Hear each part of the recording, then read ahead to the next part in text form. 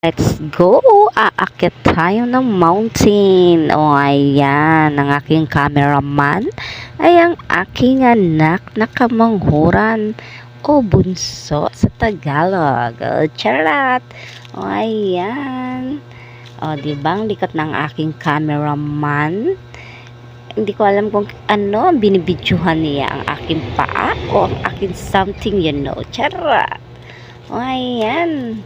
Umaakyat kami sa init ng panahon dahil pupunta kami sa aming bukid dahil magpapakain kami ng puppies.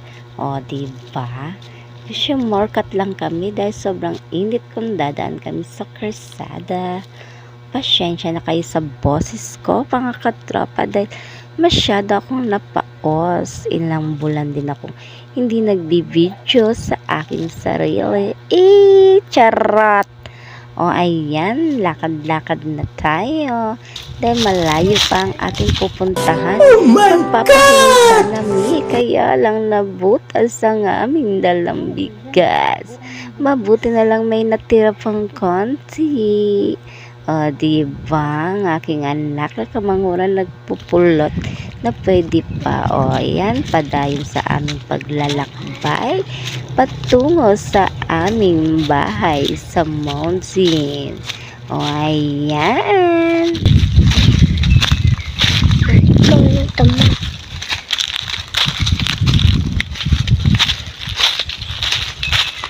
Tabi-tabi pa agame.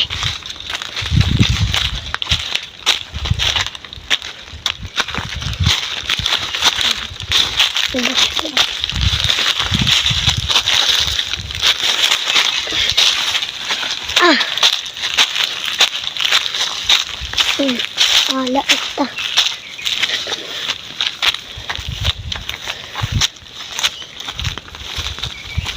Sa tagi mo.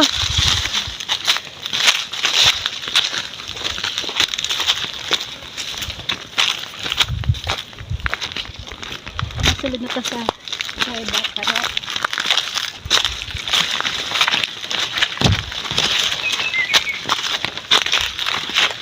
Tabi-tabi agame.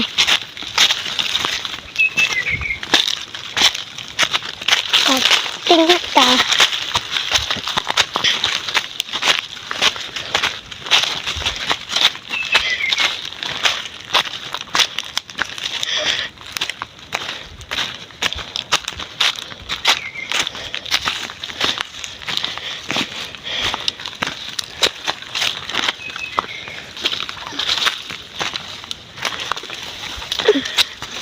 Ayan, nandito na kami sa kalsada. O, ayan, malayo pa ang aming lalakbayin. Dahil malayo-layo pa ang aming bahay sa mountain. O, diba, mga katropa? Ayan, dadaan namin sa kalsada. One is shortcut. Dahil eto na ang daanan papunta sa aming house. O, diba, sobrang init, mga katropa. Pero carry lang yan. Dahil kasama ko ang aking kamanghuran, nangangati na siya. O, ayan, diba? Mga katropa, mukha na akong chihuahua ang aking face. Charot! Ayan, diba? Ako lang nakasombrero dahil ang aking babies ay ayaw niya magsombrero. Ganyan naman talaga mga bata, diba? Feel na feel nilang sikat ng araw. O, ayan, kumukuha pa ng team mo. O, discarte dong, discarte. O, diba? Ito ang aming dala. May natira pang konting bigas. O, diba? O, ayan, nandito na kami sa aming house. Ang bilis, no, mga katropa. O, ayan.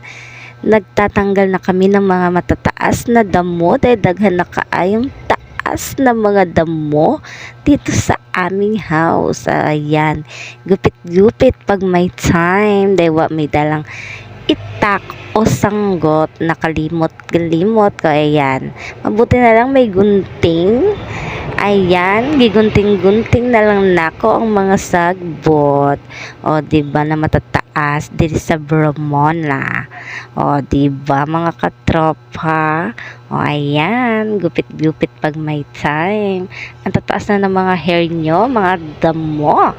Kaya ating bawasan konti. Ay, charot! Ang aking kamanghuran ay yung seryoso sa paggugupit ng mga damo. Hindi, naiwan ko sa kanya kung ginugupit ba niya o anong ginagawa niya. Pero okay lang. O, ayan. Papaaso-usok muna tayo para tayo nasa clown. Ayan, nagpapaaso ko konti para ang ating kanyugan ay mamunga ng marami. O, diba mga katropa? O, ayan, tapos ng kamanghuran ko. O, ayan, ang kanyang nabunot o nagupit sa damo. Ayan, kinuha na niyang iba niyang ginupit na damo. Dahil doon lang muna siya kuno sa kabila. Dahil masyadong masakit sa mata ang usok. Pausukan pa naman. O, diba? Di nawalan tuloy ako ng kasama. O, ayan. Magsolo ang inyong katropag paggupit ng damo. O, diyan. Pak na pak. Para tuloy tayong nasa clown. Charot! O, diba? Ang tataas na kasi ng mga buhok nyo, mga damo. Ano ba naman? Walay follower. Charot! O, diba? Mga katropa. O, ayan. Ibot-ibot na bang time? O, ayan. Atin mo nang ilagay sa ating pinausok na apoy ang ating damo para lalong umusok, para matangtang ang mga lamok. O, diba? O, ayan. Ayan, pawis ang inyong katropa. Punas-punas pag may time. Ayan, balik na po tayo gupit sa mga damo. O, ayan. Gupit-gupit lang tayo. Gupit pag may time. O, ayan. Ayan, gupit. Ayan, gilarot ko ng kanilang mga buhok. Dahil sa sobrang lang yung taas ng inyong buhok, ha? Gikapoy na yung gunting-gunting nyo. Ayan, larutan na lang natin ang buhok ninyo. Charot! O, diba? O, laruton. O, mabuti na lang humukumok. Pero nangangawit at nasasakit ng aking kamot dahil watay guantes. O, di laruton. Parang charing na may kaaway tayo na ating sinasabunutan. Charot. O, ayan, dumating na aking kamanghuran. Nag-ingon na, magtimo na ta, mama. O, ayan, timo na ko, no. Pinagtripan ng aking camera. O, ayan, hawakan pa ang aking camera. O, ang dikot naman ng cameraman ko. O, ayan, tinutukan na ako. Ayan, sinabi kasi magtimo na. Sabi ko lang, sandali lang. Dahil aking samunang larutin ng buhok ng mga damo. Ayan, sa sobrang taas. O, diba? Gunting-gunting pag may time. O, diba? Ang kit ng gunting ko. Para lang pwede sa papel. Sigurado, pag humanini, puro lang abot ng aking gunting. O, diba? Larot-larot pag may time. Sige, gupit-gupit tayo pag may time. O, ayan, taas kasi ng buhok ninyo. Hindi kayo nagsipagupit sa parlor. Charot! Ayan, kinukulit na ako sa aking kamanghuran na anak. Sinabihan ako, magtimo na kuno kami. O, ayan. Sabi ko, sandali lang, lalagay ko lang to sa apoy. Oh, ayan, gitopak na, ikot-ikot ng camera. Ganyan talaga pagtupakin ng aking kamanghuran, no, diba? Sabi ko, tara, ayan, kinuha ko muna ang posporo at ang papel. O, ayan, akyat na tayo sa ating house para kunin ang ating timo. O, ayan, nakatimo na tayo. Ang bilis natin tumimo. Timo-timo na. Ayan, nakatubang ng aming mga papis. Let's go, mga katropa. Kinuha ko ng rice sa aming pugon.